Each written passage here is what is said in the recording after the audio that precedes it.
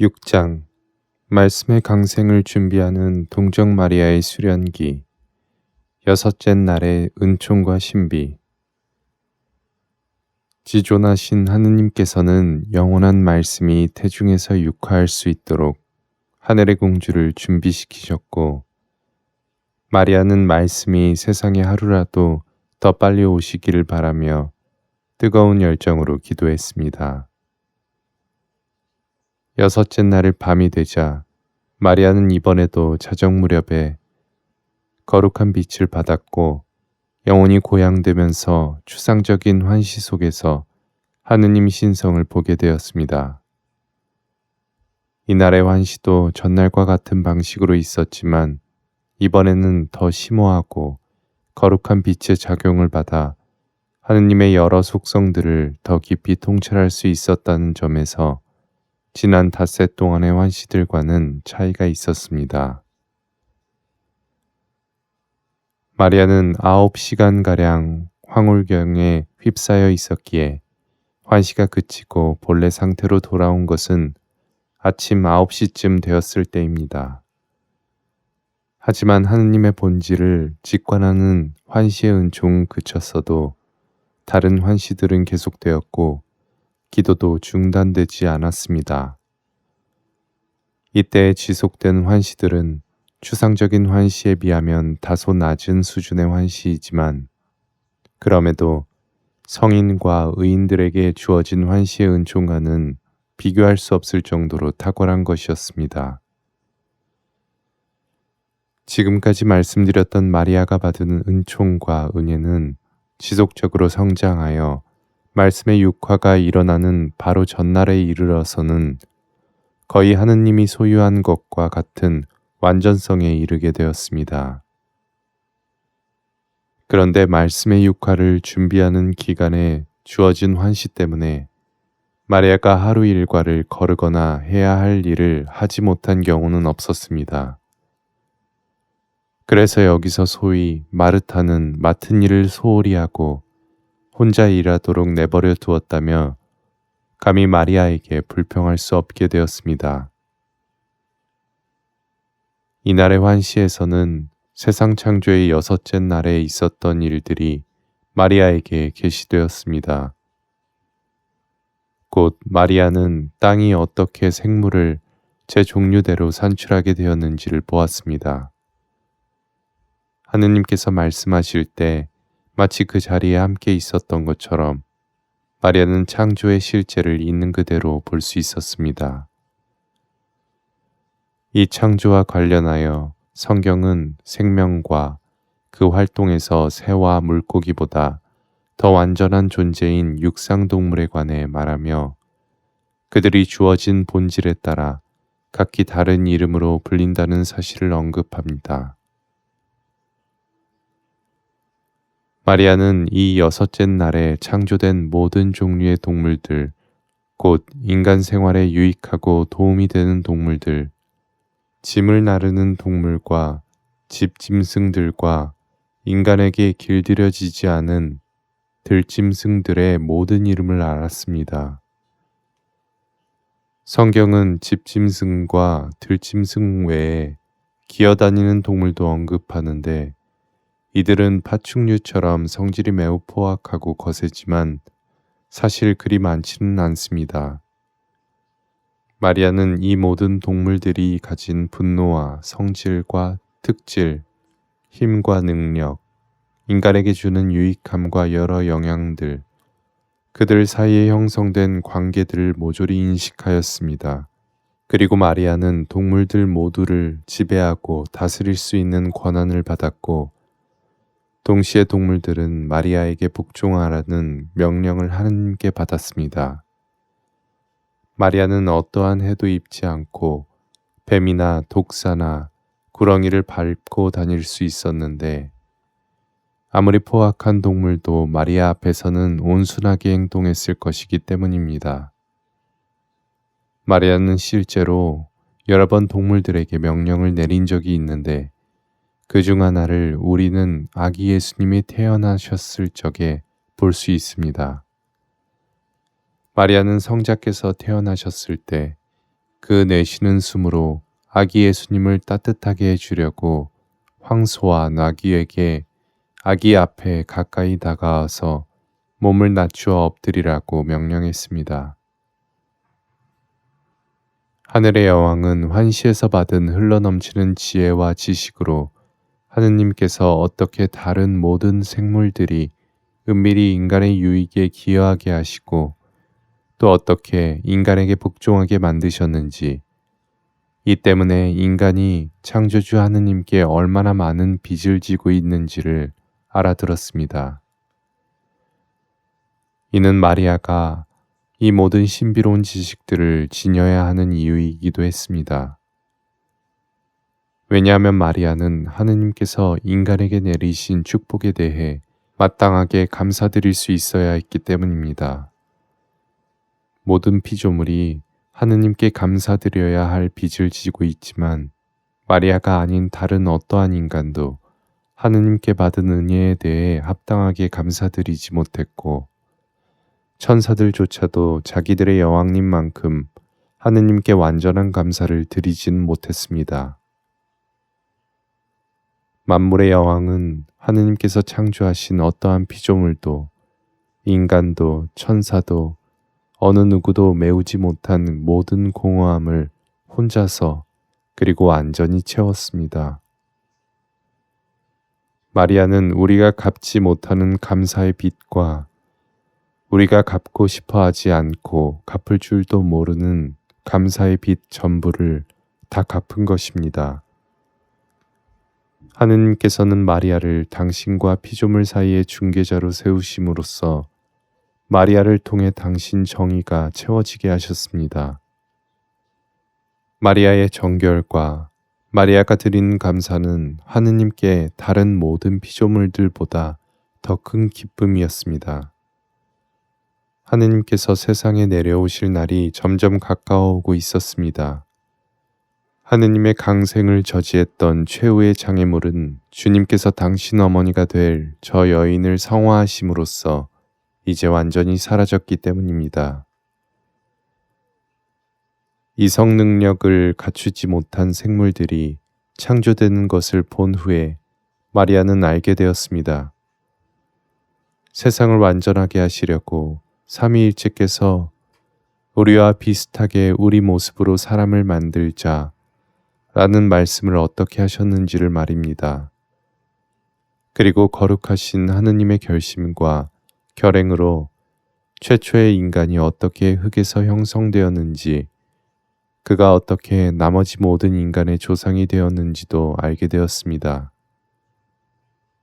마리아는 인간의 신체와 영혼이 어떻게 조화를 이루고 완전한 전체로서 하나가 될 수 있었는지, 영혼이 어떻게 창조되어 인간의 신체에 들어올 수 있었는지를 알게 되었습니다. 인체의 구조와 구성과 원리에 대해서도 완전한 지식을 얻었는데 인체의 뼈는 전부 몇 개이며 어디에 정맥과 동맥과 다른 모든 혈관과 신경들이 뻗쳐 있는지를 낱낱이 파악했습니다.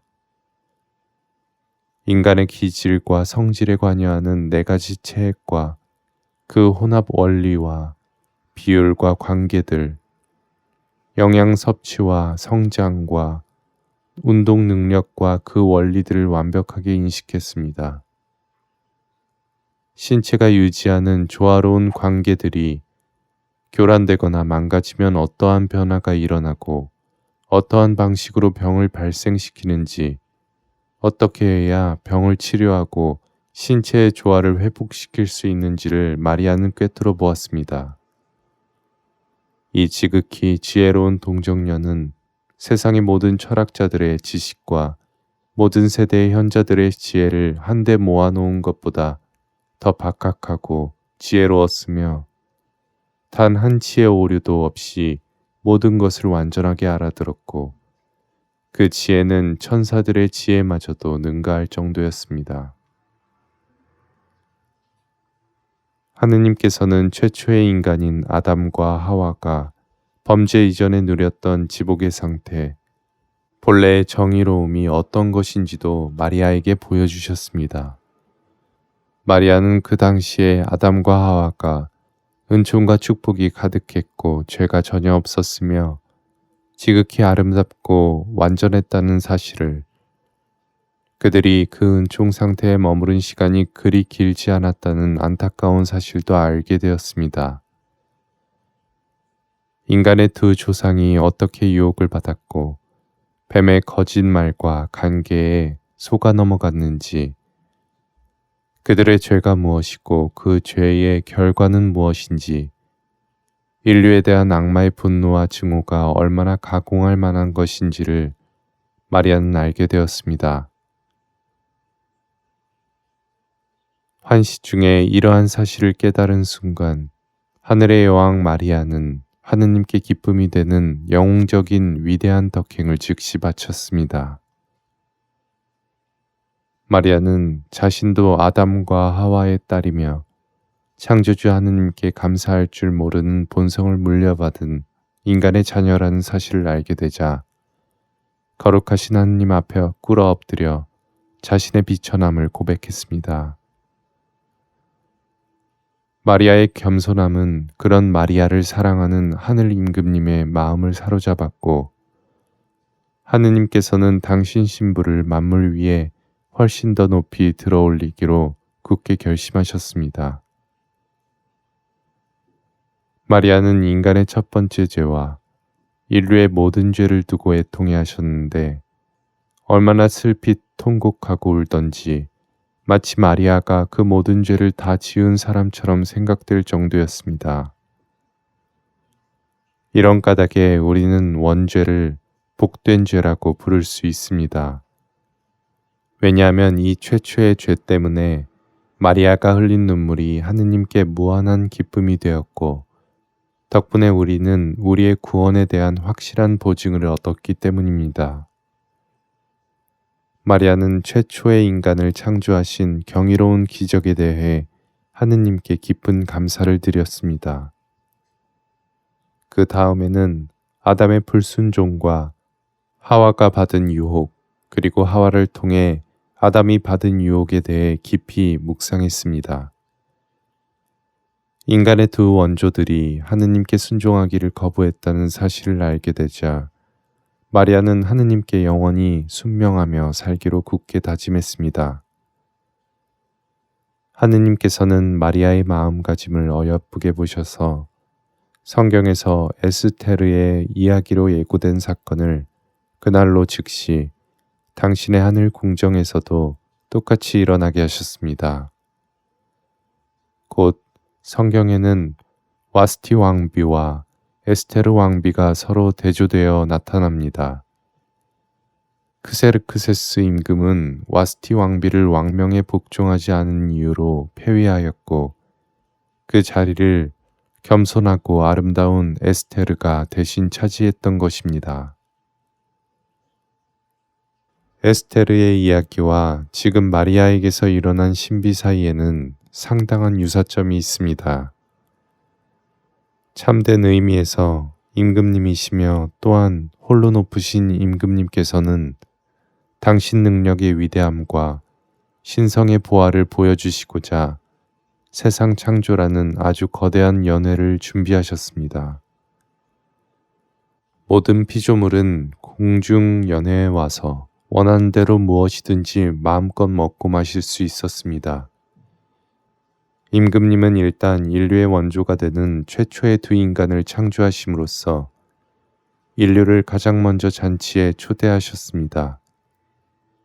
하지만 와스티, 곧 우리의 어미인 하와는 하느님의 말씀에 순종하지 않았고 그분의 초대를 거절했습니다. 이제 천사들이 경탄하고 환호하는 가운데 참된 크세르크세스, 곧 지존하신 하느님께서는 지극히 겸손한 에스테르를 드러높여 곧 은총이 가득한 동정녀이며 지극히 아름답고 거룩한 마리아를 드러높여 모든 창조물에 대한 통치자로 삼으셨습니다. 이렇게 해서 하와의 모든 딸들 가운데 선택받은 여인인 마리아는 인류에게 질서를 바로 세워주고 만물을 다스리는 여왕이자 창조주의 어머니이며 그리스도의 어머니가 되었습니다. 이날 환시에서 드러난 신비들 중에는 특히 주목할 만한 것이 있는데 하느님께서 마리아의 영혼에 악마에 대한 강한 역겨움을 부어주신 일입니다. 이는 에스테르가 유다인들의 원수인 하만을 미워했던 것과 같습니다. 그리하여 마리아는 악마에게 위협적인 존재가 되었습니다. 마리아는 악마가 가지고 있던 세상에 대한 권력과 힘을 전부 빼앗았으며 그의 교만한 머리를 짓밟아 부수었고 그를 십자가에까지 끌고 가서 십자가가 마치 교수대인 양 그 위에 악마를 매달았습니다. 악마는 바로 그 십자가에서 참 하느님이시며 참 사람이신 분을 정복하기를 원했지만 굴욕을 겪고 정복당한 것은 오히려 그 자신이었습니다. 나중에 자세히 말씀드리겠지만 마리아는 이 모든 사건에 개입해 있었습니다. 교만한 용의 질투와 분노는 그가 태양을 입은 여인의 표징을 보았던 저 태고적의 하늘 위에서부터 시작되었습니다. 마리아와 용의 싸움은 용의 지배권이 박탈당할 때까지 계속되었습니다. 교만한 하만이 가졌던 권력과 직책은 전부 신실한 모르도카이에게 넘어갔는데 모르도카이에게 일어난 일은 마리아의 거룩한 배필인 요셉에게 해당된다고 볼 수 있습니다. 동정이며 거룩하고 신실한 요셉 성인은 백성의 자유를 위해 기도해 달라고 마리아에게 끊임없이 부탁하였기 때문입니다. 이것은 요셉 성인과 그의 아내인 지극히 거룩한 동정녀의 대화에서 가장 많이 주제가 되었던 것입니다. 요셉은 바로 이러한 목적으로만 자신의 성성을 전부 끌어올렸고 마리아 덕분에 지존하신 하느님의 인장 반지를 받을 정도로 높은 자리에 올랐기 때문입니다. 인장 반지를 넘겨준 것은 하늘의 임금님께서 요셉에게 하느님이시며 사람이신 분께 명령을 내릴 수 있는 권한을 위임하셨다는 뜻으로서 이는 복음서가 전한 바와 같습니다. 루카 2장 51절. 이러한 비밀들을 알고 나자 환시는 그쳤습니다. 천상 여왕이신 성모님의 가르침. 내 딸아, 여섯째 날에 하느님께서 내려주신 겸손의 은혜는 참으로 놀랍고 위대한 선물이었다. 주님께서는 당신을 애타게 부르는 일을 내치지 않으시며 은총을 받기 위해 합당하게 준비하는 이들에게 꼭 은총을 내려주신다. 그러니 네가 나를 본받아 겸손의 덕을 실천하여 나의 동료가 되기를 바란다. 나는 아담의 불순종과 조금도 관계하지 않았기에 아담의 죄에서 아무런 몫도 받지 않았다. 그럼에도 나는 아담의 본성을 가졌고 아담의 딸이기 때문에 스스로를 매우 비천하고 하찮은 존재로 인식했다. 나는 내 존재가 진정으로 무가 되어버릴 때까지 나를 낮추었다. 겸손이란 바로 이런 것이다. 그렇다면 첫 번째 죄를 물려받았을 뿐만 아니라 무수히 많은 죄를 저지른 이들은 자기 자신을 어디까지 낮추어야 하겠느냐. 그리고 겸손해야 하는 이유는 자기 죄에 대한 형벌을 피하기 위해서가 결코 아니다. 겸손의 목표와 지향은 인간이 만물의 창조주인 주님께 마땅한 영광을 드리는 데에 있기 때문이다. 하지만 인간은 창조주 하느님께 영광을 드리긴커녕 오히려 그분의 영광을 강탈하여 제 것으로 취하고 있다. 너의 형제 중 하나가 너의 아버지에게 모욕을 드렸다고 하자. 그럼에도 네가 슬퍼하지 않고 그의 죄를 너의 죄인 양 아파하지도 않는다면 너는 아버지의 사랑스럽고 충실한 딸도 아니고 아버지를 슬프게 한 그의 진정한 형제도 아닌 게 된다. 아버지는 마땅히 공경을 받아야 하고 너는 너 자신을 사랑하듯이 너의 형제를 사랑해야 하는 까닭이다. 사랑하는 내 딸아, 하늘에 계신 너의 아버지와 너의 육적인 아버지 사이에 얼마나 큰 차이가 있는지, 어떻게 너희 모두가 하늘에 계신 아버지의 같은 자녀들인지, 너희가 한 분이신 참된 주인을 섬기는 같은 종들이며 형제로서 어떻게 서로 묶여 있는지를 진리의 빛 안에서 깊이 묵상하고 곰곰이 생각해 보아라. 네가 사랑하고 너와 한 핏줄인 형제가 잘못을 범하고 수치스러운 일을 저지르면 너 또한 부끄러워하며 눈물을 흘리지 않느냐. 그처럼 인간이 하느님을 거슬러 짓는 죄에 대해서도 네가 똑같이 슬퍼하며 마치 네가 그 모든 죄에 책임이 있는 것처럼 애통해하며 부끄러워하기를 바란다. 아담과 하와의 불순종과 그들의 죄가 모든 인류에게 끼친 악이 무엇인지를 보고 알게 되었을 때 나도 그렇게 했단다. 지극히 높으신 분께서는 내가 드리는 감사와 나의 사랑에 크게 기뻐하셨다. 그러니 인간의 죄를 두고 울어라. 정작 죄를 지은 이들은 잊어버리고 기억하려고도 하지 않는 모든 죄에 대해서 말이다. 죄를 두고 흘리는 눈물은 주님의 눈에 큰 기쁨이 된다. 동시에 하느님께서 너에게 베푸시는 친절과 호의가 크고 특별하다 해서 네가 죄에 빠질 위험을 결코 경시해서는 아니 되고 네가 서원한 것과 사랑의 계명을 준수하는 일에 소홀해서는 아니 된다. 네가 받은 은총 때문에 오히려 하느님을 떠나는 일이 있어서는 아니 된다. 어디서 무슨 일을 하든지 하느님과 함께해야 한다고 신앙이 너에게 일러주고 있기 때문이다. 하느님의 거룩한 빛이 너를 인도할 수 있게 너의 뜻과 너의 자신을 전부 내려놓아라. 그리하여 모든 것 안에서 너의 주님이시며 너의 신랑이신 분의 거룩한 뜻이 이루어지게 하여라. 네가 하고픈 대로 행하지 말고 이런 감정이나 저런 생각에 휘둘리지도 말아라. 선하고 합리적인 생각들이나 내면의 위로를 구하는 욕구에 대해서는 특히 조심해야 한다. 그러한 거짓된 탈을 쓰고 찾아오는 위험들이 많이 있기 때문이다. 너의 안에 일어나는 일에 대해 의심이 들거나 확신할 수 없을 때에는 거룩한 순명을 통해 주어지는 판단을 따르도록 하여라. 순명 안에 머무르는 한 너는 안심할 수 있고 결정을 내릴 때에 안전하다. 네가 순명한다면 사는 동안 순명 이외에 다른 어떠한 행동 규범도 필요 없게 된다. 많은 공로를 쌓고 싶고 위대한 승리를 거두고 싶으냐?